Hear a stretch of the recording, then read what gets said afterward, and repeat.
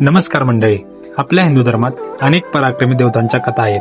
पण तुम्हाला माहित आहे का, देवाचे सेनापती आणि शिव पार्वतीचे ज्येष्ठ पुत्र भगवान कार्तिकी यांचा जन्म कसा झाला? पौराणिक कथेनुसार तारकासूर नावाच्या दैत्याने ब्रह्मदेवाला प्रसन्न करून एक वरदान मागितले होते. माझा वध केवळ शिवपुत्रांच्या हस्ते व्हावा.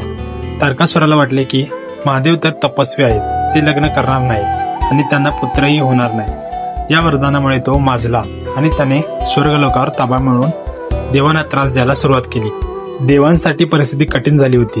तेव्हा सर्व देव महादेवाकडे गेले. अखेर माता पार्वतीच्या कठोर तपस्येनंतर शिव पार्वतीचा विवाह झाला.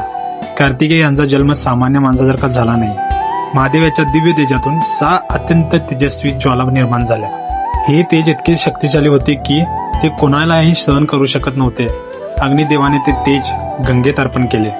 माता गंगेने तेज शरवण नावाच्या एका नखाच्या वनात नेऊन सोडले. तिथे त्या तेजांचे रूपांतर 6 अतिशय सुंदर आणि तेजस्वी बालकांमध्ये झाले. त्या वनात 6 कृतिका आल्या होत्या. त्यांनी या 6 बालकांचे पालनपोषण केले.